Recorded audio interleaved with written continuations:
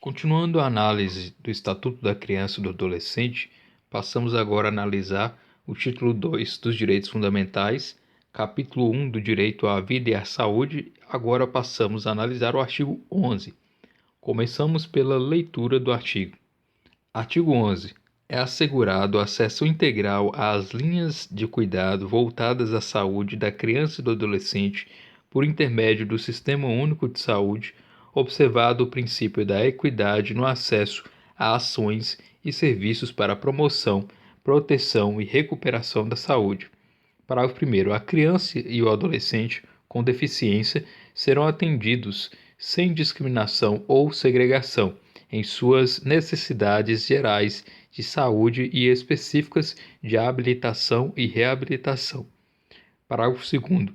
Incumbe ao poder público fornecer gratuitamente àqueles que necessitarem medicamentos, órteses, próteses e outras tecnologias assistivas relativas ao tratamento, habilitação ou reabilitação para crianças e adolescentes, de acordo com as linhas de cuidado voltadas às suas necessidades específicas. Parágrafo 3º.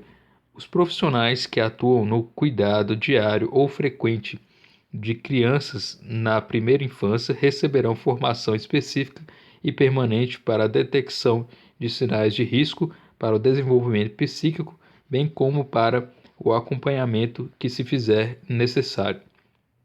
Então, o artigo 11 trata, em geral, sobre a proteção e a recuperação da saúde da criança e do adolescente, visando aí buscar essa proteção do Estado em relação à criança e ao adolescente.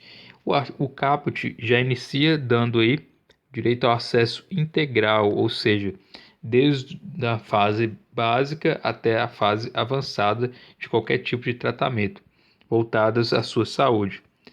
Note que o artigo 11 inclui a criança e o adolescente, que deve ser tratada pelo Sistema Único de Saúde, ou SUS. Observado o princípio da equidade, ou seja, deve ser sempre balizado aí por um certo equilíbrio nesse acesso e ações e serviços para promoção e proteção e recuperação da saúde. Então, tudo o que tiver de ação e serviço, a criança ou adolescente vai ter garantido aí esse acesso, Parágrafo 1º. A criança e o adolescente com deficiência serão atendidos sem discriminação ou segregação em suas necessidades gerais de saúde específicas de habilitação e reabilitação. Ou seja, o parágrafo 1º trata aí do atendimento sem discriminação e sem segregação da criança e do adolescente. Não deve haver nenhum tipo de discriminação pelo fato delas serem crianças ou adolescentes, ou mesmo por outros critérios como raça, cor, etc. Isso já é um princípio universal que se aplica a todos, mas que a lei é bem específica aqui quanto a crianças, especificamente quanto às suas necessidades gerais específicas em se tratando de saúde. Parágrafo 2º. Incumbe ao poder público fornecer gratuitamente. Então, o poder público tem que fornecer de forma gratuita àqueles que necessitam medicamentos, órteses e próteses e outras tecnologias assistivas relativas ao tratamento.